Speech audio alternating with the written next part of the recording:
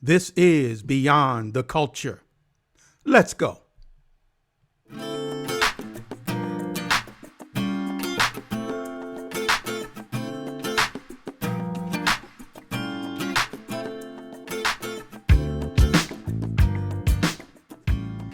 I'm so glad you took the time to join us on the next episode of Beyond the Culture.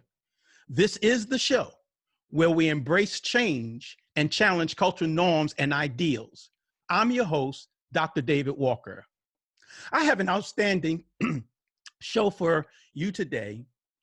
I want to have a conversation with a guest that I recently met. And I brought her on today because we want to have a conversation about education, about communication, about public speaking, getting your voice out, developing your voice so you can be heard. So I want to take this time to introduce my guest that's with us today. Her name is Veronica Blakely. Veronica is an educator. She's a community volunteer. She is a former corporate manager. She's a speech coach and a communication skills trainer. And she has a business, and it's called V's Voice Communications. If you can speak it, I can tweak it. I like that. If you can speak it, Veronica says she can tweak it. So I want to welcome my guest to the show today, none other than Veronica Blakely. Welcome, Veronica. Thank you, Dr. David. I'm so glad to be on your show, and I really appreciate the opportunity to be able to share my knowledge with you and your audience. Yes, and I'm so excited to have you on the show today. Now, I just recently met you. Yes. We were on a conference. We were attending the Black Speakers Network conference last week, Right. and it was a 3-day event. Yes. And we were in a what they call a breakout room. Correct. And I put out an invitation asking that if anyone would like to come on the show, just reach out to me. And you did. You said you would like to be a guest on the show, and I took you up on it. Yes, you did. And here you are. And then as a part of that particular conference on Sunday, you gave a speech. And Yes, because the Black Speakers Network gave gave many an opportunity to speak and to share their knowledge. So I had you to come on today, and we're going to talk about speaking and communication and sharing your voice. And as you said, you are a speech coach and a communication skills trainer. So we're going to have you to share with us, your expertise and letting our my audience know exactly what you do. But before we get into all of that, I want to start off by just give us your background. Where did you grow up, and what was that experience like? Okay. Well, thank you again, Dr. David. I grew up in the inner city here in Tampa, Florida, in West Tampa. Okay. I grew up around my family, friends, neighbors, all who spoke in their dialect. I was the first generation in my family to go to college. Wonderful. And I was in an English class when I would get my English papers back and they would have red marks all over them. It was only about the sixth paper that I realized I wrote the way I spoke. And the light bulb came on that I had to go back and reteach myself standard American English if I wanted to pass that class. And I didn't want to disappoint myself, nor did I want to disappoint my mother, being the first person in my family to go to college. I taught myself standard American English from what had been taught to me from elementary, middle, and high school. And then I later on turned it into a business because I saw that I was not the only one with that skill deficit. And as a result of that, I was able to help individuals, whether they are entrepreneurs or presenters or individuals with their urban dialect issues. I teach them to speak standard American English by code switching, not so that they can get rid of their heritage, but so that they can learn how to communicate no matter what setting they're in. You said something, and some of my audience may know exactly what you meant, but I just want you to go over it again. When you said did you say you wrote exactly like you spoke? Is that what you said? Exactly what I said. Yeah. So tell us a little bit about that so we get a clear understanding. Because like I said, some may have that, but just for the rest Mhm. of us, what does that mean that some people sometimes speak or write like they speak? Exactly. Well, when at the time, well, and this is basically I'm telling you how old I am. When I was in college, we had to write our papers out. We did not have the typewriter or the computers. Uh-huh. And whenever I would write my papers, I would write in my urban dialect. I didn't Okay. think it was my urban dialect because it's what I always heard at home, school, church. Mm-hmm. And my teacher, bless her heart, she was Caucasian, did not know how to tell me that I was continually getting this wrong. Okay. Well, I realized there were several other African Americans in that class who had the same problem. We all were kind of embarrassed to show our papers to each other. And by the sixth time, I realized there was a problem. And then we were having a general conversation that the light bulb came on when she kept marking my paper. And I remember the class I had in seventh grade with Dr. Dorothy York. She was a tough English teacher, and we hated her because she made us diagram sentences and to conjugate the verb to be all of that. And at that moment, it instantly came back to me. And I said, oh my goodness, I'm writing the way that I actually speak. Okay. And that is not how you actually speak, how you write correctly for standard American English. Therefore, I knew I was not the only one with that problem. Mm-hmm. And that is when years later, after having gone through corporate America, having several people come in through interviews, them not being able to successfully pass the interview, and I couldn't tell them why, Mm-hmm. I knew that I had a bigger calling and I turned it into a business. Wow. So obviously, as I was going over your history, I guess that led you into education because you're an educator. I guess you were a teacher, and Yes. so I was going to ask you what motivated you to become a teacher, but I guess what you already said is a part of that motivation. Well, when I was in the corporate arena, Okay.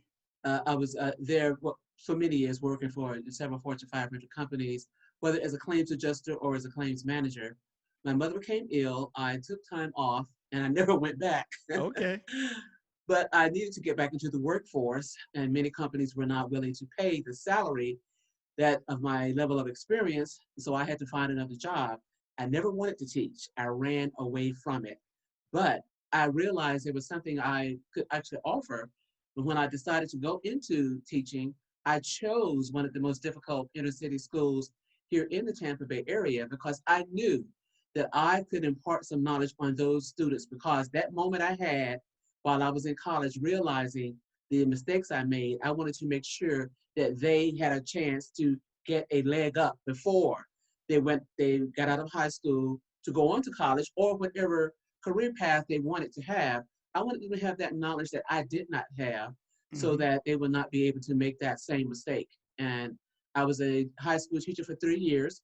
Okay. Then I went on to teach on the college level for 10 years, teaching business courses as well as communication courses, professional development, and other courses as well, college success courses to students at community college level. So you mentioned communications, Yes, and that seems to be a love that you have, yes, teaching communications. yes. And why did you see that as a need? And that, it seems like that's where your heart is. Why did you see that as a need? Well, at that moment, when on that sixth paper, back Okay. in, I have to always go We're back going to to go back to that paper, right? that paper because it was a painful moment. Wow. Wow. And I remember it like as if it was yesterday, and that's Okay. literally been over 30 years ago. And when that light bulb came on, when I had that light bulb moment, I knew there were other people who needed that light bulb moment Okay. also. Right. And true enough, when I figured out how to craft my message into sharing that with others, they did have the light bulb moment also. And so I realized it was a passion of mine that I not only had to help and assist myself, but also others who would stand to give presentations when I became an entrepreneur. And many entrepreneurs who were giving their presentation, their elevator pitch, or when I saw them on TV giving interviews for teaching them interview sound bites, and presenters in general, when I was in corporate America, I realized that a wide body of people really just did not know how to give a presentation. So Mm. it became a passion of mine to help and assist in any way I can. And that is how I turned it into a business. You know, you went back to that paper that had all the red. I want to go back to something that you said about inner city children. Yes. Um, you know, sometimes as an inner city child, you speak the language of the streets. Mhm. And then when you come into a professional environment, an educational environment, sometimes a lot of inner city children are challenged to make the transfer. And you said something else, or code switching. That's what it was Yes. before, code Yes. switching. Yes. Um, some people do that well, and then others are challenged with that. Very much so. What are your feelings about um, well, code switching in one sense, but also the challenges that some of our young people are having to be able to adjust from the inner city language and then not Yes. being able to transfer it over to professional or business environments? Exactly.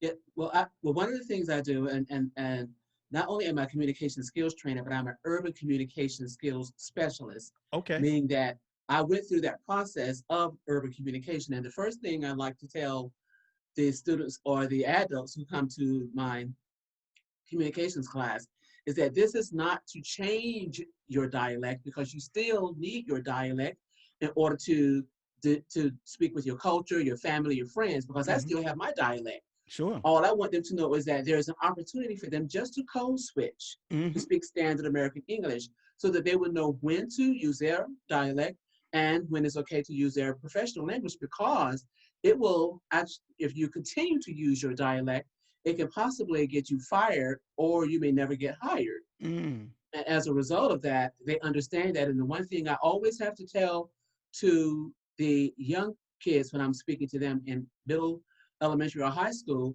is that there is no such thing as talking white. All right. I like that. I have to end that myth right away. There is no Yes. such thing as talking white. It's Right. called standard American English. Right. You need to read it, write it, learn it, speak it, so that you will be able to successfully compete Hmm. in the world that you're trying to eventually work in. Yeah. And especially if you're attempting to work in an environment where, as you say, standard American English is the appropriate language. Exactly. If you have your own business, you're an entrepreneur, you're doing your own thing, and if your clientele are your people, then you may not have to adjust. Exactly. But Exactly. if you're going to work in what is it, corporate America, or in public environments, at Right. least and I love what you said about being able to code switch, not jettison or get rid of your culture Exactly. because of these other environments, but yet you have to be able to adjust because you will be judged, Exactly. and you don't want to lose out because you can't compete, especially because of your speech, your communications, being able to articulate English and English well. Exactly. One of my favorite videos that I always show to my college students for communication, as well as for students in the inner city, is a video with Warren Buffett, Okay. Jay-Z, and Bill Gates. All right. All three of them are in a actual conversation together. They're having a dialogue about business. Okay. Jay-Z is in a business suit, and so are Warren Buffett and Bill Gates. And Okay. I tell them who they are, and I make them look those two men up, because they are Caucasian men who are very wealthy. And Jay-Z, who is a rapper, is sitting down having a dialogue with him. And I said, what do you hear? How did you hear him speaking in in this conversation with these two white men? Mm-hmm. And they're shocked. Mm. They're shocked. I said, that's called code switching. Yes. He knew exactly what language he needed to use in order to speak to these billionaires, Mm-hmm. because that is, at the time, he was not considered one. He was a multi-millionaire, but he was also doing business and know that that's what he needed to do in order to be able to communicate in that setting with Warren Buffett and Bill Gates. Mm-hmm. And then again, the light bulb came on for them. It clicked. Okay, I understand, because as soon as he went back to his music, Jay-Z goes back to his dialect. There you go. Absolutely. And that's why he's a billionaire today. Yeah, and that's why you code switch, because you can get your money from whatever bucket it comes from, as long as Right. you're able to speak to the bucket.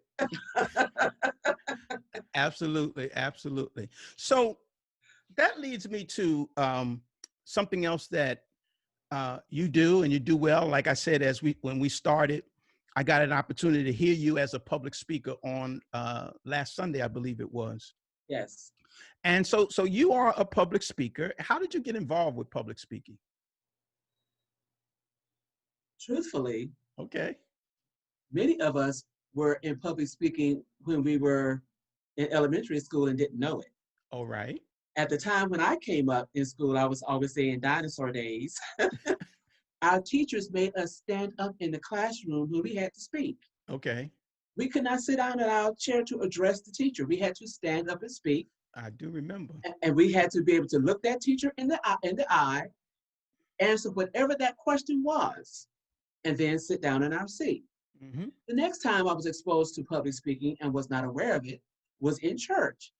Each year we had to do our Easter speech, our Christmas speech, whatever it was, and we had to know it by heart. That's We right. could not use paper in order to do that. Mm-hmm. And later on, when I became a member of Toastmasters and you have to compete in competitions, I was ready because I had already learned that as a kid. Okay. Did not know that I had been given the opportunity for public speaking at a young age, because at that time, your parents told you, you're going to do this. Okay.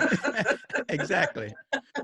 So many of us have been exposed to public speaking and didn't call it that. We were not aware that that's what it was. Mm-hmm. But some of us are able to do it a lot more fluid and more comfortably than others, because we have developed the skills later on. There's still some people who are afraid to speak in public, even though they came along with me Mm-hmm. and did the same things in the classroom as well as in church. Mm-hmm. But it is something that I decided to turn into to a business, because I realized I have something to say and I feel that it is of value and I want someone to be able to learn from it. And how is that going for you in terms of the business of public speaking? And well, the business of public speaking, it is a tricky business Okay. in that it is a business where I have to correct you. I have to tell you that you're doing something incorrectly. Mm. Most people don't want to hear that. So it is a very challenging area in that a person almost have to seek you out. You put your information out there. This is what I do. Mm-hmm. This is who I help. And that's how I'm different from other communication skills trainers. Some communication skills trainers are doing exceptionally well on the corporate level, speaking to corporations about presentation skills and different ways in which they can develop their business, develop their individuals. My passion is for those individuals who are at the entrepreneurial level Okay. and who are presenters who don't have that skill set as yet. Therefore, sometimes I'm able to get grants from organizations to help me assist those individuals who will need my services and would not otherwise be able to pay for those services. Mm-hmm. And then other times, of course, I do have clients who are on a sliding scale that I would be able to help and assist, because I know that you do need the help. However, I am in the position now where I am putting my business in overdrive Okay. in that I'm going to start putting some online courses on my website, as Mm-hmm. well as just amping things up a bit, because I do know that there are so many more entrepreneurs out there and presenters in the marketplace who have not been taught these skills, who need the help and assistance. And by going through the Black Speakers Network as well as other organizations, I know that I will be able to reach them. You know, we've talked about, several things that you've done. You're an educator, as I said. Yes. You are a communications specialist. and you are a public speaker. I want to ask you this question. What's the one thing you wish you had known before you began your career? And you could talk about any one of the three. You're in it, you've done it.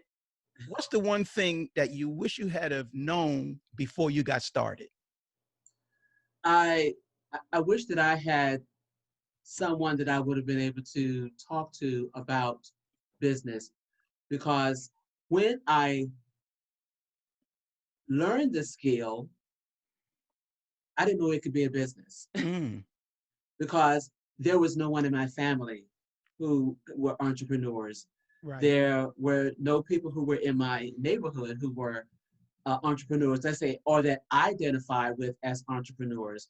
I didn't know that the the man down the street who actually cut lawns for other people, well, he was an entrepreneur. Right, Of right. course, I didn't know that. The mom and pop at the corner on the corner store, they were entrepreneurs, but of course, I did not know that.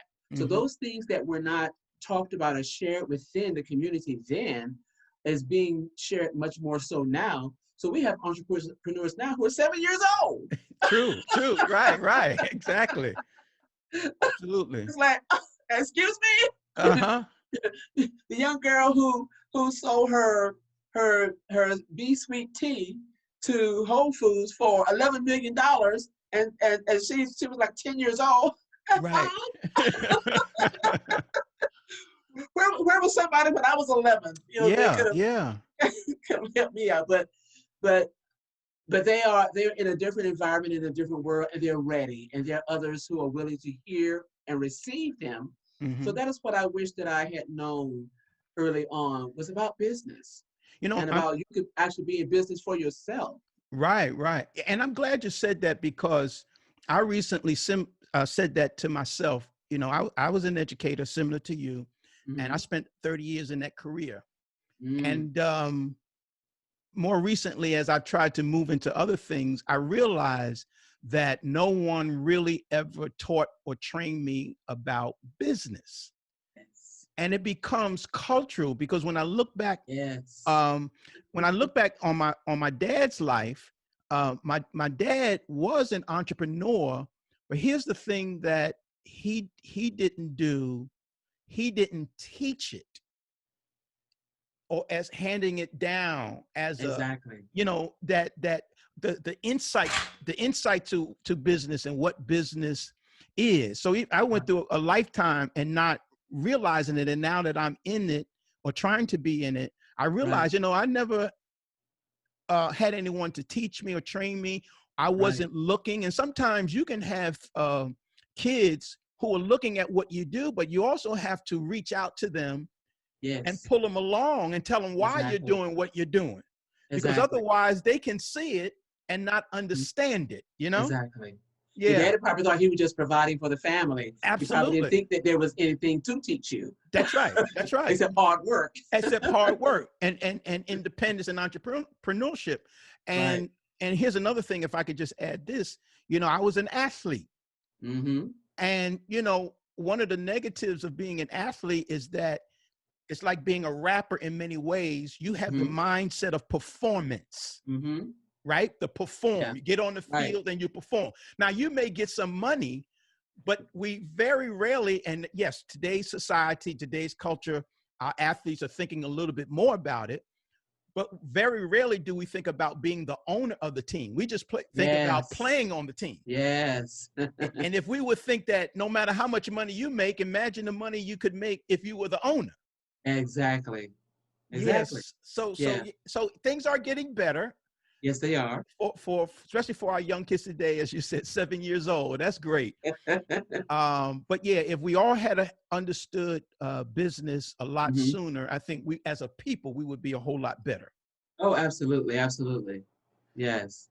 So I was going to ask you another question to follow that up, and this has to do with regret. I know you just said you answered the question of what you had, something you wish you had known, but I'm going to ask you the question about regret. I always ask my guests this question because I think that sometimes it can be helpful Hmm. to the listeners. And so Is there a big regret that you may have had in your career, and what did you learn from it? Oh, absolutely. I totally regret not having a mentor when I was navigating through corporate America Okay. because I wound up doing well in corporate America. Whatever job was given to me, I was able to do whatever task. And when I left college, one thing I knew is that I only wanted to work for Fortune 500 companies. Hmm. I used to work for Eastern Airlines, the only job I ever loved. But it's so funny when I mention it to some students, kids right now, they don't even know Eastern Airlines ever existed. Right, right. Wow. Yeah, I was a ticket agent at the airport, and I was getting ready to be promoted into management right before the company went under. Okay. And they had so many things they could not survive at that time. Then I wound up in the insurance industry where I was a claims adjuster, adjusting claims, and then moved on into management. At that time, I needed to have a mentor, especially when I got to the management level, because there were just so many things that came at me that were so surprising.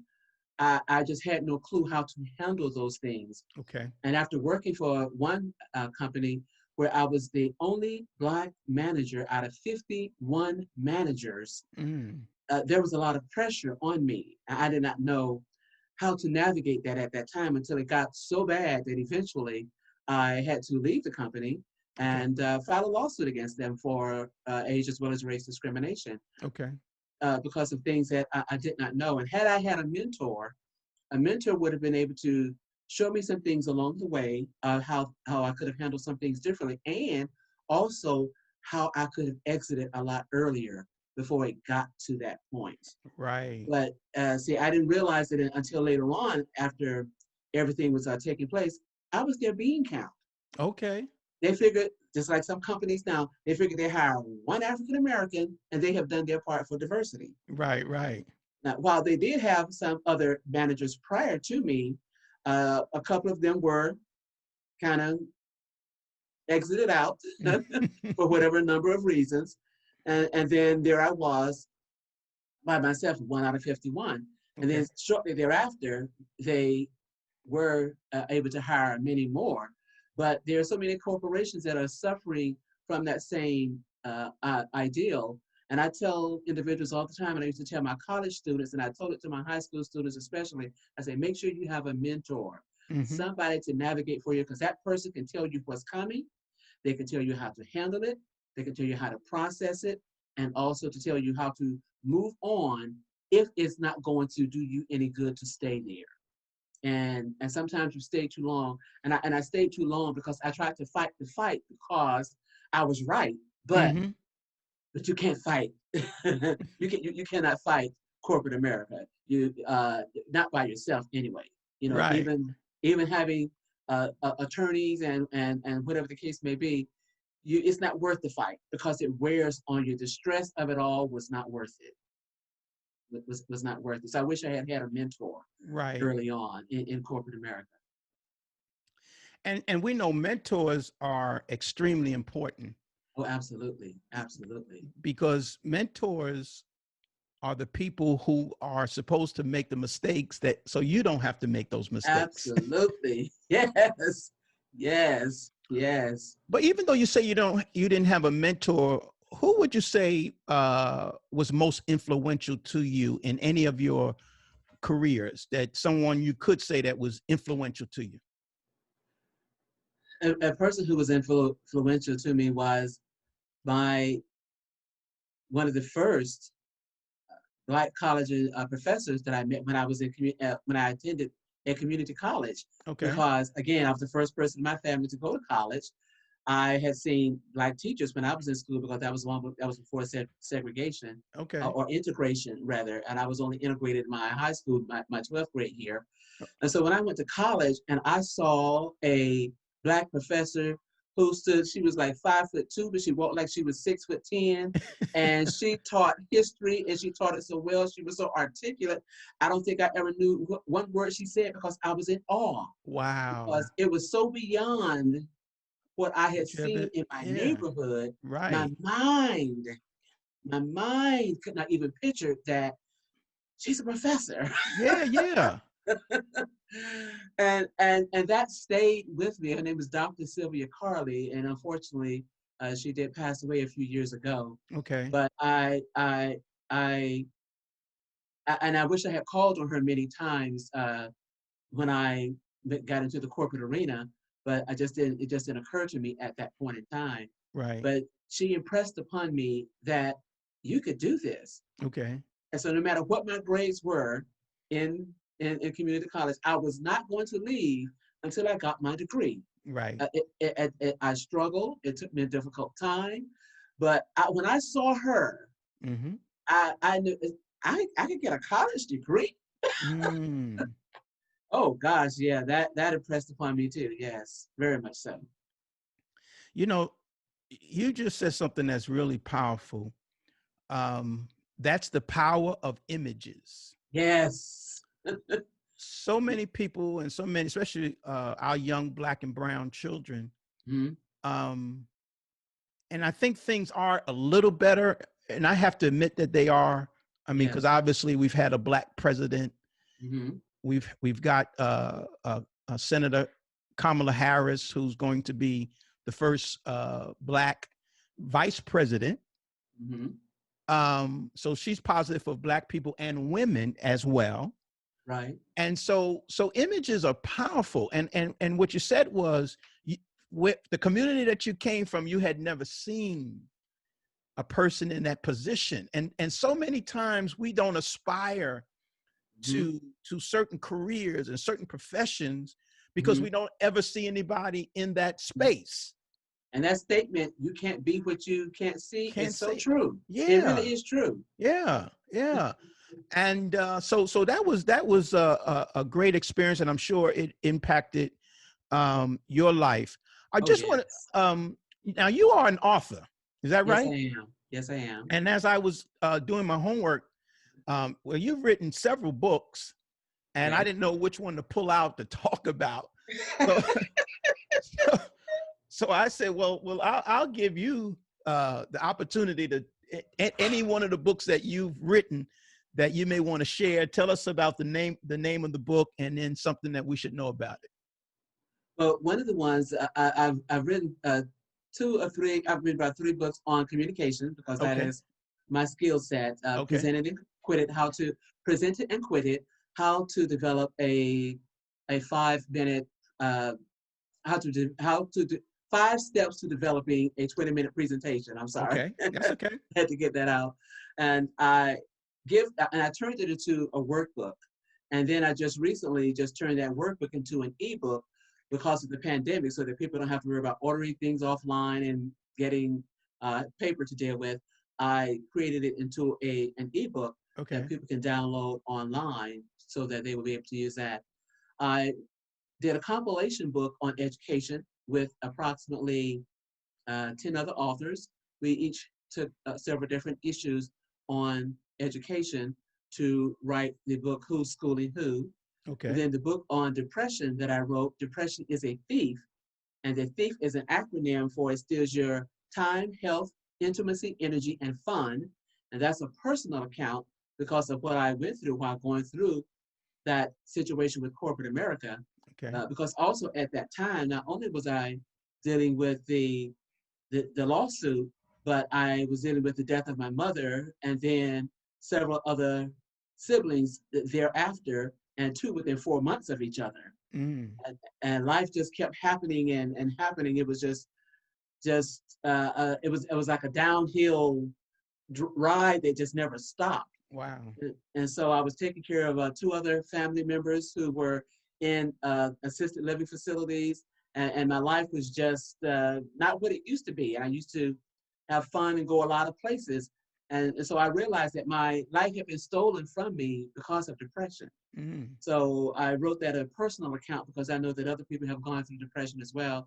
And I thought it would be easy for them to understand that it is a thief. It sneaks up behind you, so to speak, and it steals some things from you without actually knowing. The first book I wrote was a book of poetry, Okay. which is the one that usually gets people attention. It got mine. I I saw it. I said, well, maybe I should talk about that one, but I didn't know whether it fit into the conversation. But if you go there. Well, and I'm going to say it because people are going to go to the website. They're going to see Yeah, it anyway. yeah. It was the first book I wrote, and it is entitled, I Want What Most White Women Got, a Black Man. Yes. It is a tongue-in-cheek book on poetry Okay. in reference to relationships in African American community. I Uh-huh. wrote the book because of a guy who asked me a question that I was college educated, I had a great job, I had a home, I had a nice car, etc. And why didn't I have anyone? And I had to turn around to him and say, look at the women who you and Uh-huh. all of your male friends are dating, and do they look like me? Mm. And his fiance at that time, she was not white, but she was light skinned. So I said, you all only want women who are light or white.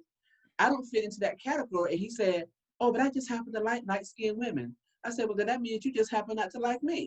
And Wow. so I just said, he said that to my face.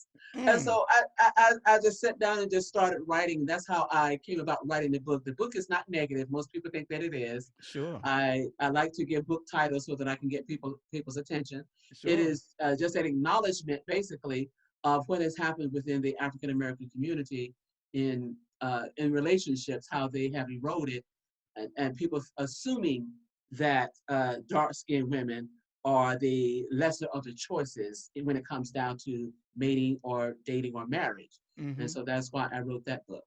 But yes. And I saw a comment by someone who commented on it, and she happened to be I think she was a dark skin. No, she was a light skinned woman. Yes. I don't know if you saw that the comment. It was sort of like the opposite.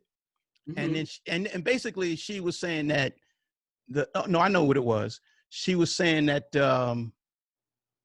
that she was experiencing it, and the brothers who didn't like her, they were light skinned, they were lighter skin or something like that. Mm-hmm. But so do you think it's a real big problem in our culture? And because I had wrote something down earlier, if I had led with the question, I was going to say, do we have a race problem in our race, or do we have a complexion problem? Unfortunately, we do. We Okay. unfortunately do. And the reason why I say that, because the guy who asked me that question, when he talked about all of my accolades, the woman he chose, she had a high, there's nothing wrong with this, first of all. There's nothing wrong with this. She had a high school diploma, Okay. and she had 3 kids. Uh-huh. I was divorced at that time, Okay. and I owned my own home. I was driving a luxury car. I worked at a Fortune 500 company, had my own money and everything, yet I did not have a mate. Right. And I said, but he chose her because, and he said it, she was light skinned. Okay. And so I had to let him know. So don't ever ask me or another dark skinned woman that question again. I said, because it's insulting when you look at the men who are in your company. Who are in the neighborhood or in the community, and by and large, there are so many who are like me, who are college educated, etc. And we Okay. have to explain ourselves. We shouldn't have to explain ourselves. Look at who you are choosing only because of their complexion. And so, yeah, he All had right. to. Yeah, he had to kind of like shut it down at that point. Well, you definitely put it out there, because when I was on there and I saw that book cover, I said, "Oh my."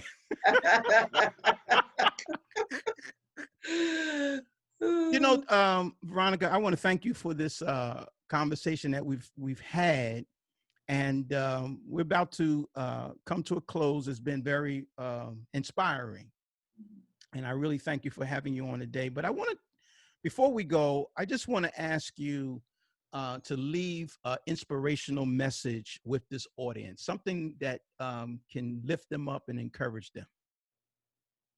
Well, I would say that no matter what's going on in life, especially during this time with the pandemic, where we all are kind of locked in, locked down, so to speak, think of the positive on what are you going to do on the other side of this? How are you going to come out better than you are right now?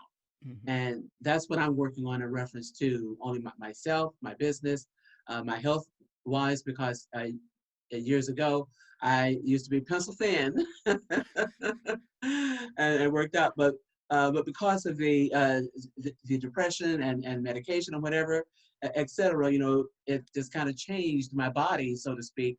And I'm getting my body back. So how are you going to come out of this pandemic on the other side in a positive manner? And one of the quotes I like by Oprah Winfrey, it says, "What you focus on increases." What you focus on increases. And I always add my little twist to that, which is positive or negative. Mm. It's your choice. So I'm choosing to focus on the positive so that no matter what happens in this pandemic, no matter who is chosen as the president within less than 20 days from now, Yes. that how am I going to come out of this better for myself, for my community, and for individuals with whom I have to encounter. So think in terms of the positive as opposed to the negative, because there's enough negative to go around. But what you focus on increases. Oprah Winfrey said it. Absolutely. What you focus on increases. Mhm. Where can my listeners connect with you online? They can connect with me at my website, vblakely.com, vblakely.com. If you go to my first page, you will see a four-part quiz, and you answer that, you will get a free download for 10 tips on effective communication. And you want to contact me, just click on the contact page, and you will be able to send me an email in reference to any questions you have for interviews, workshops, or conferences where you would like me to speak, or if you need to hire me as a communication skills trainer, I'm available for that as well. Veronica, thank you very much. I really appreciate the time that you have shared with my audience today.